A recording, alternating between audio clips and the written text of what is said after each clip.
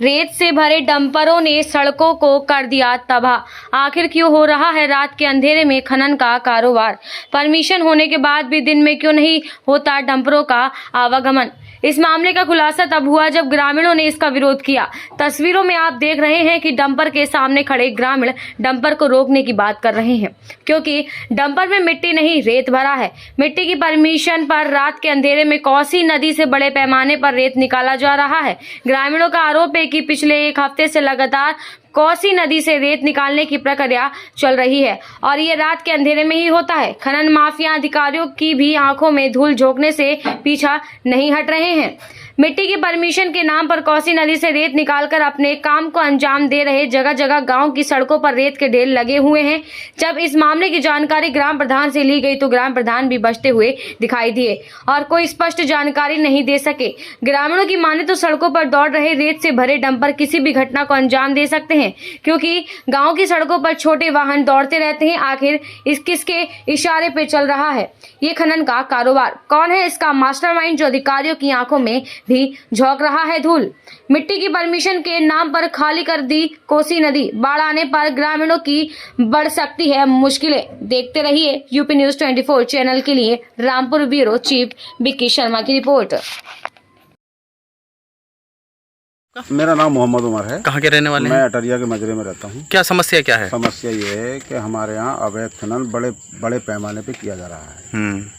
हमने 18/10/2024 को डीएम साहब को भी शिकायती पत्र दिया था, जिसकी कोई भी सुनवाई नहीं हुई और उसके बाद बहुत धड़ल्ले से और धमकी के साथ मतलब ग्रामीणों को हम लोगों को धमकी देने के साथ साथ मतलब ये काम किया जा रहा है।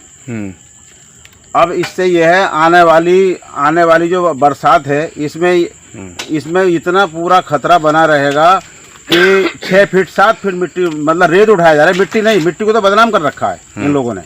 आप मौके पे जाकर देखिए, रेत उठा रहे हैं और जब नदी में जब सैलाब आता है तो उसका रुख बिल्कुल गांव की तरफ है और जंगल की तरफ है। लोग भूखमरी के कगार पर पहुंच जाएंगे।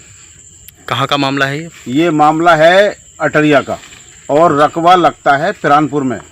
तो अब ग्रामीणों की क्या मांग है? मांग ये है कि ये अवैध खनन या खनन कुछ भी है यहाँ से रुकना चाहिए बिल्कुल।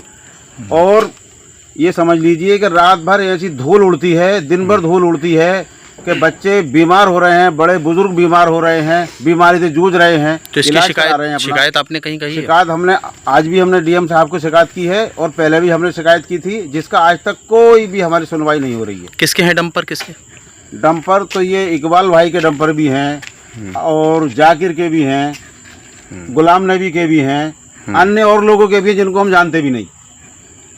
तो अभी क्या चाहते हैं आप लोग? हम ये चाहते हैं कि ये डंपर नहीं चलें, खनन हो नहीं यहाँ से। ठीक है। गुलाम नबी ठेकेदार का। किसके चल रहे हैं भैया? गुलाम नबी ठेकेदार। कहाँ के हैं ये? मंदूपुरे के। अच्छा, कब से चल रहे हैं डंपर? डंपर तो काफी टाइम महीनों चल रहे हैं। ये यहाँ के जो ग्रामीण लोग हैं वो परेशान है, आपको पता है? जी। यहाँ के चला है? आज चला पता। आज चलाए आपने? आज इन्होंने बोला तो चला पता। सूचना कई बार दी है ना हमें नहीं करना पाया। रुकते नहीं है भाई, हम तो मना करते हैं इनसे, मैंने मत चला।